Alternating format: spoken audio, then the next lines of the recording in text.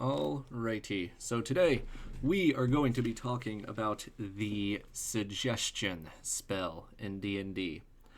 And on the one hand, I do think suggestion, one of the most iconic enchantment spells that there is. Back in like 3.5, suggestion was like one of the like core bard features, and even back in 3.5 it was worded roughly the same as it is in 5e, except it just didn't have examples, which I will say like led to one major thing that I have a problem with the 5e suggestion, is that, well, back in 3.5 it was incredibly vague, which I think is okay, because then it really comes up to DM interpretation and the player and DM working together to figure out something that they think is fair. The problem I have with suggestion in 5e is not that I think it's vague, but it is straight up like contradictory. It is straight up like confusing. It does not make sense. So what I'm talking about here is, it says, so okay, you tell someone to take a course of action that you think sounds reasonable. Okay, fair enough. So you have to tell someone that something that they think is reasonable. Then the example they give is, for example, you might suggest a knight might give her warhorse to the first beggar she meets.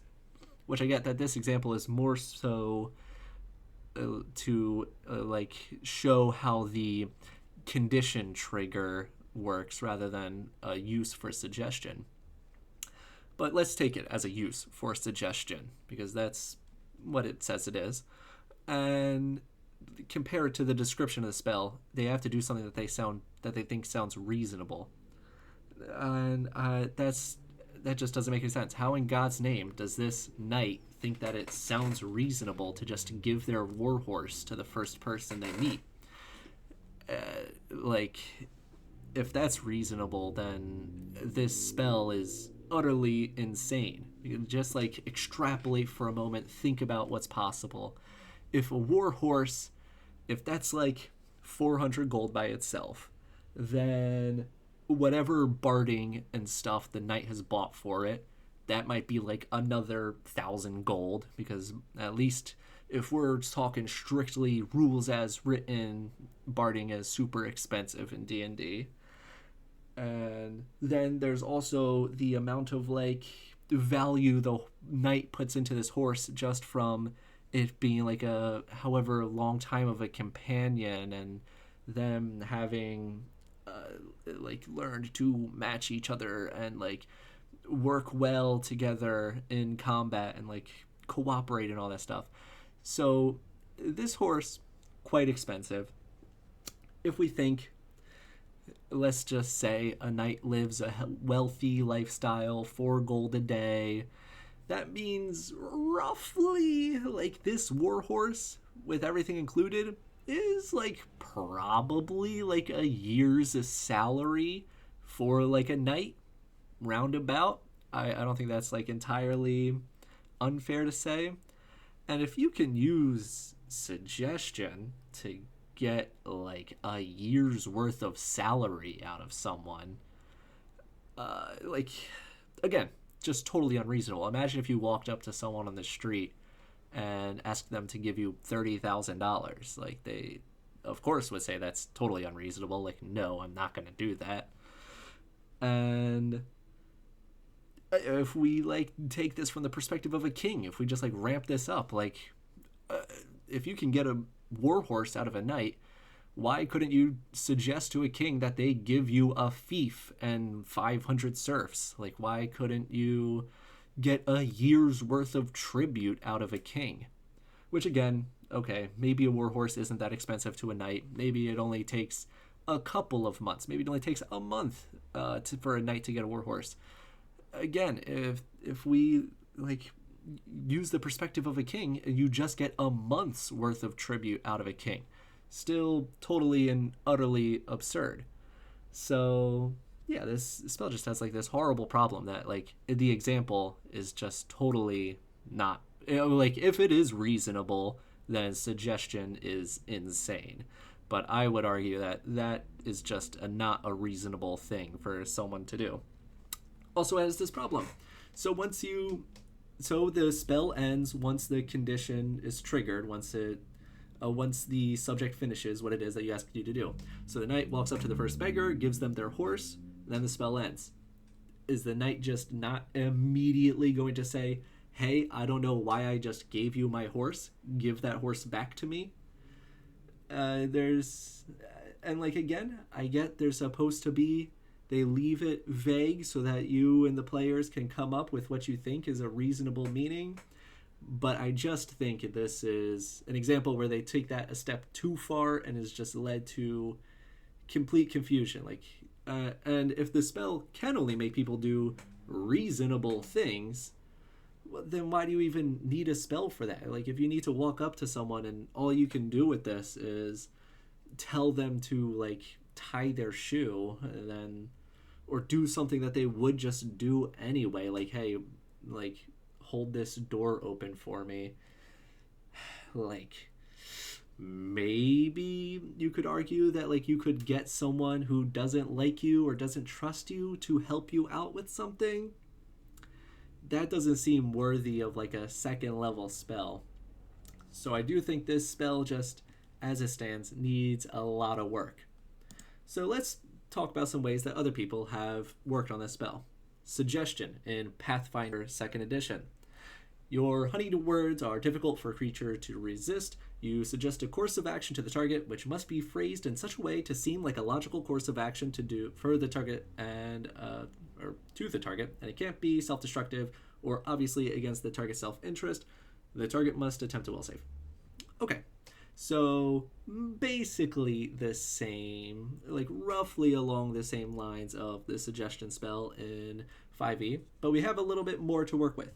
Now it says what happens on a critical success, or on the save, or on a failure. Now we can get different degrees of how much this suggestion actually affects this creature. Now, personally, I think the most iconic idea of what I envision suggestion to look like, at least in the way that it's been represented in media, is the Jedi mind trick. These are not the droids you are looking for. And that's roughly what I think suggestion is capable of doing, at least most of the time when I think about the spell. But if we test that against the literal description of this spell, I think you could very easily argue that there's no way you could ever get away with that Jedi mind trick. It cannot be against the target's self-interest. Well, I think if you were to ask that stormtrooper, he would definitely say, oh yeah, obviously I would never do that. Not only am I risking my job if someone finds out that I failed to do this in this way, I'm failing to perform my duty, which if I succeeded it, maybe I would get a promotion or succeed in some other way or work up to some degree. So I think very obviously the stormtrooper would say yeah, so you want me to just pretend that I'm not seeing those robots? No, of course not. That is against my self-interest. And it says, so it'll perform the suggestion until it has obvious negative effects. Well, yeah, I think if all your fellow troops around you saw hey, that is clearly the robot you're looking for, that would have very obvious effects. Now none of your troops are going to trust you. They're going to think that something is wrong with you.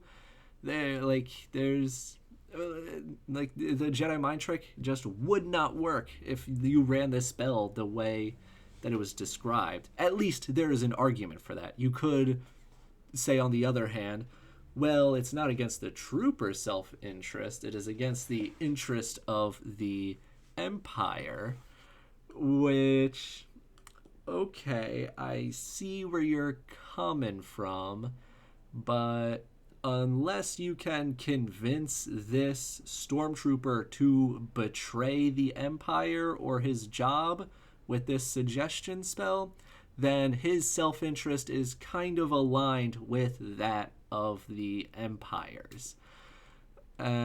Which, to be fair, I don't think it's impossible to, like, persuade someone to betray who they're working for. But I don't think that's, like, the kind of thing you're going to achieve in a minute with a suggestion. And so, on the other hand, this, at least in Pathfinder 2e, it is a 4th level spell. That is, well, again, Pathfinder is 2 levels away from Dominate Person, or 5e, it's 1 level away from, well, if we're comparing the Pathfinder suggestion versus the 5e Dominate Person, it's only a level away. So, which means this is nearly the same amount of resources you're spending to straight up mind control someone effectively, which, so, like, not only do I think the implication of the spell level is, like, you could easily get away with the Jedi mind trick. Not only could you get away with the Jedi mind trick, at a 4th level spell, you could probably you could suggest to the Stormtrooper that he hands you his blaster and then do a dance. Like, this is it's almost Dominate Person. But the description, I don't think you could ever get away with that. But again, I do think ultimately we're moving in the right direction here. I think this is closer to a more useful description of the spell of suggestion than I think 5e provides for you. Now let's look at Vampire the Masquerade, where they have an ability that vampires can use called Mesmerize, which is basically the Dracula look into my eyes kind of thing, where you just hypnotize someone and tell them to do something. Now, this, I think, we're getting even closer, and it's much more useful than, like, suggestion, because this gives you multiple examples all the way through. And this goes even further into the, like, having degrees of success to which your hypnosis suggestion actually takes effect. So, for example, you might just have a super simple thing like handing over an item. Sure, I think that's something you could do with suggestion. And now that taking notes of someone's habits, again, within the bounds of suggestion, I think that's possible. You could get that done within 8 hours. Now, okay, so you might be able, with like a very, very low amount of success, you can get someone to do something extraordinarily simple that they wouldn't think to be strange. They can walk outside, but they're not going to steal a car for you. And then at 3 and 4 successes, you can basically get them to follow like any non-dangerous, non-self-destructive command. And then at 5 successes, you can basically do whatever. You can't get them to straight up harm themselves. You can't get them to like commit suicide, but you can indirectly get them to commit suicide by just walking up to a person and then slapping them in the face or something along those lines, which I am almost certain you could figure out a way to get someone to die with a 5 success mesmerization. So again, I do think this is a lot more useful. This has plenty of examples all the way through. It's not like contradictory, it's not confusing, but I do think this is like generally kind of more powerful than suggestion. This is like basically getting someone to do any kind of command. And another thing I like about this version of this ability is that it very much so like distinctly says like this is not a combat thing. You need to have both you need to have intense concentration. You or the target cannot be distracted.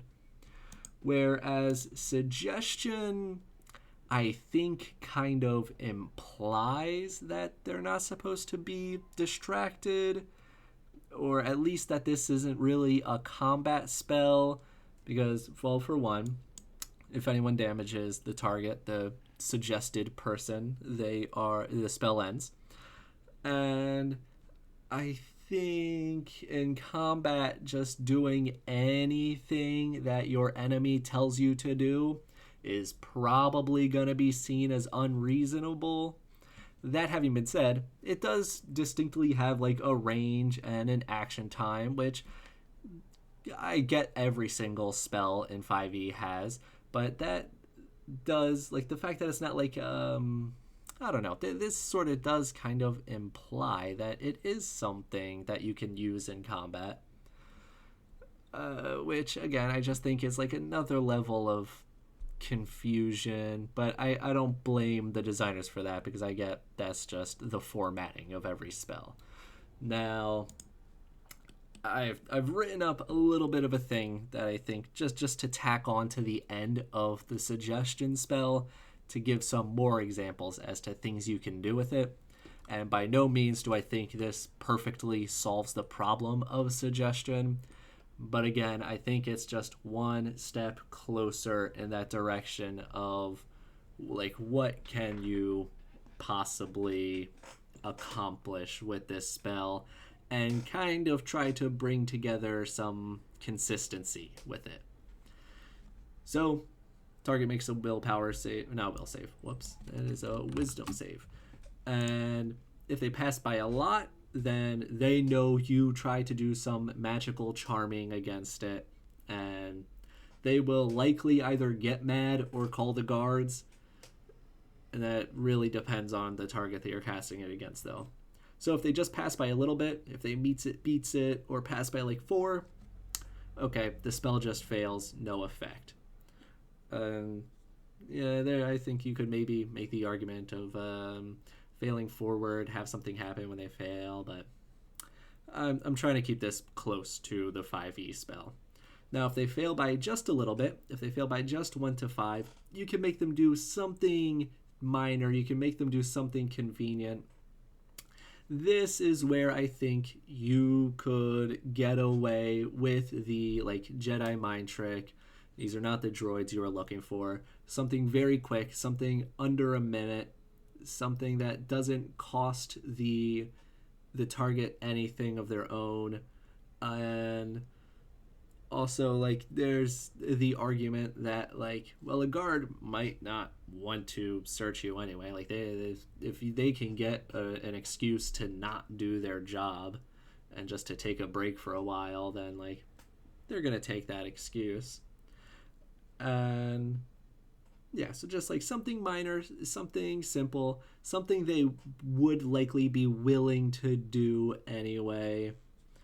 Now, if they fail by a bit more than that, 6 or more, this is when we get a little bit closer to the, like, mesmerize from the vampire.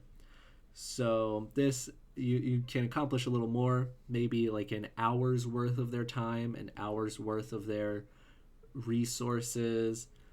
You might be able to send someone away for a while, get them to buy you something very minor, have them bring it back to you, or you can sort of like imply a false thought in their head. You can have them make a mistake that they wouldn't otherwise make. Now, so I do think the Jedi mind trick, I guess I would say with that exact specific example, that would be closer to that would be like a 6+ failure, since those droids are literally in sight, since you can actually see them and you are convincing that person to pretend that they aren't seeing them. But if you had a tarp over those robots and they were just doing like a stop and search or whatever, then I think like a 1 to 5 you could get away with that. Which just goes to show how this system is by no means perfect and it has its own flaws. But again, I think it's better than the 5e suggestion rules. Now, another thing you can do with this false thought is sort of just have someone make like a simple minor mistake. Like, for example, when you go to sleep tonight, forget to lock your front door. That's a thing that people do. Like, it has been known to happen. It's usually infrequent. I think most people normally remember to always lock their door at night, but I have known occasions where people have forgotten to lock their door. Um, and again, I think this sort of adds to that sort of like hypnosis idea that I think suggestion is trying to capture.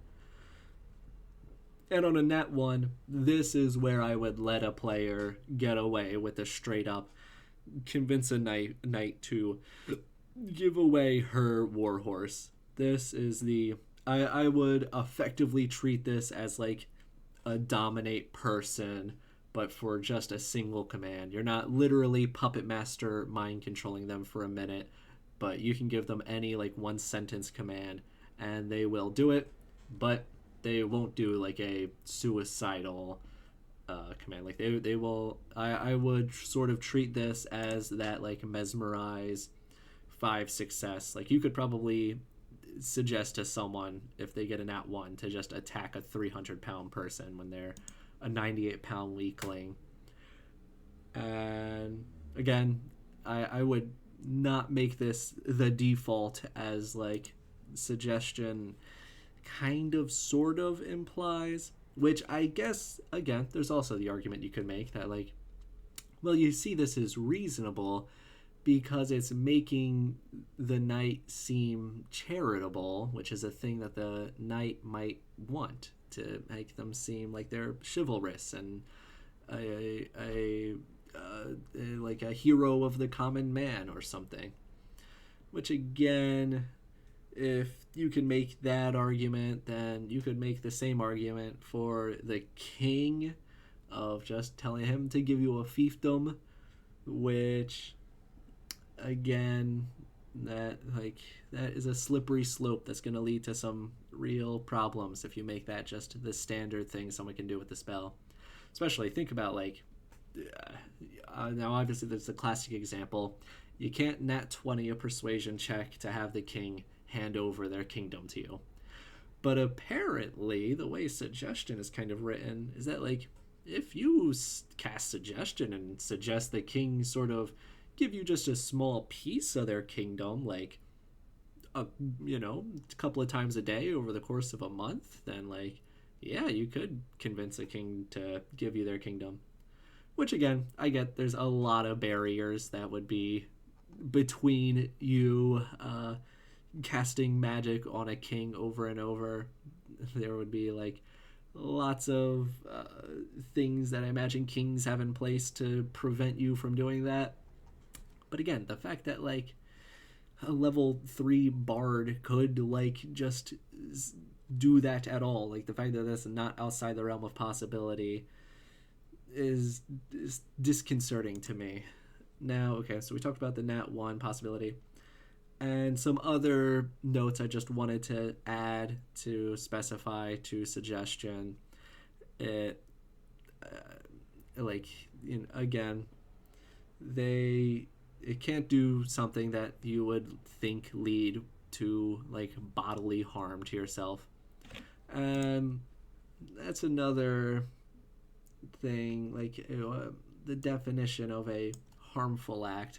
I imagine the implication here is that it is a literal bodily injury type of harm.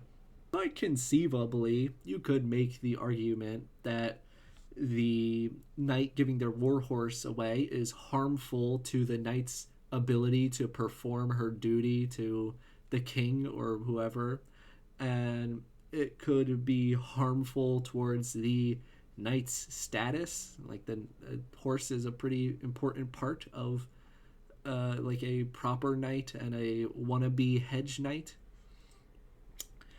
So again, harmful. I do imagine like the implication bodily harm here. So I kind of just add this to more so get the point across that this isn't just harmful in any way, harmful towards their potential to earn a promotion. This is like straight up the examples they list here. You're not going to jump and throw yourself onto a spear or something.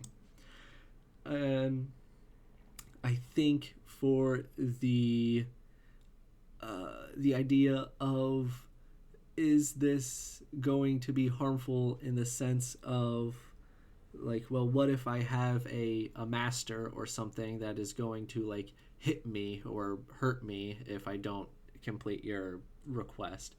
Well, like that could be the threat of bodily harm. So the term I used here is like fair odds of them not being present, not witnessing you, not finding out that you've like disobeyed orders and have like done something that would result in you receiving physical bodily harm from your like taskmaster, from whoever commands you to do your things. Which I guess fair odds, what I'm implying here is like a 50-50 shot. Again, this is vague, but I think this is a level of vagueness that you can actually work with as like a DM and as a player. And the last thing I've added here is what happens after the spell ends. Well, the creature, the target, they rationalize whatever it is that they did to like avoid that sort of cognitive dissonance. They are able to justify whatever their action is. They will, if the knight gives away their warhorse, they will genuinely believe that this was an original thought that they had, and that they thought like, well, this is a good thing to do. This is the thing that I should do in this moment because it will earn me charity points, and people will think that I did a good thing. And like I do think once like the suggestion, once they pass by a lot, they might then realize all the things they had done in the past are like which of those things were influenced by magical suggestion. I guess maybe not necessarily, but I guess now that they know it's a possibility, they will at the very least question every action they took in the past. Especially if there was an argument that they might think that it was actually a negative thing that they would have done. But again, I do think it's important to note what that player actually thinks, or what that target actually thinks happened after the spell ends. So that's everything I've got for suggestion. I do think very, very cool spell, very iconic spell, very like it is the prototypical enchantment wizard spell, and I think it just deserves a lot more of a exact usage case than what 5e provides by default for you. All right, so that's it. I'll see you next time.